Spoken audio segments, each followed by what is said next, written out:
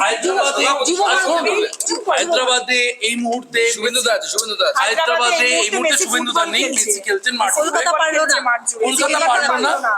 এই বুমগুলো একটু নিচে। কলকাতা তো এগিয়ে বাংলা, পারবে না তো। এগিয়ে বাংলা তো নাই, পিছিয়ে বাংলা, নিঃস্ব বাংলা। তো সেই জন্য কলকাতা পারবে না, অন্যরা পারবে।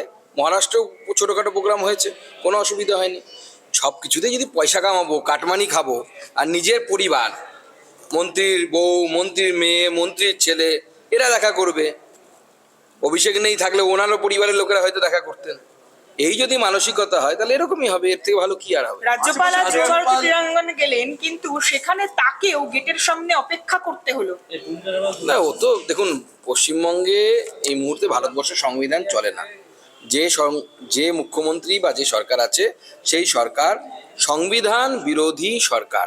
সংবিধানকে মানে না, সংবিধানকে, গণতন্ত্রকে মানে না, মানুষ বিরোধী সরকার। এই সরকার স্বাভাবিকভাবে রাজ্যপালকেই আটকাবে। খুনি গুন্ডা বদমাশ গেলে হতো।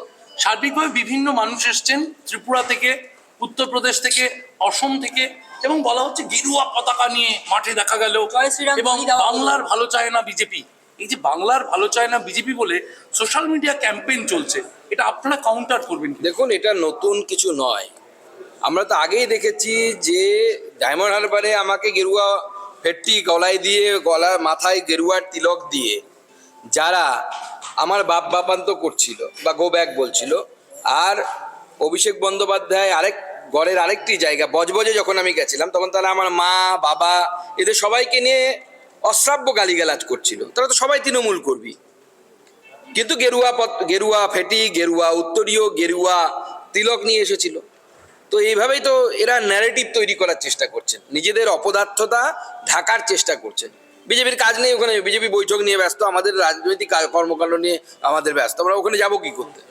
মেসি এলো না এলো আমার কোনো বিষয় নেই তাদের।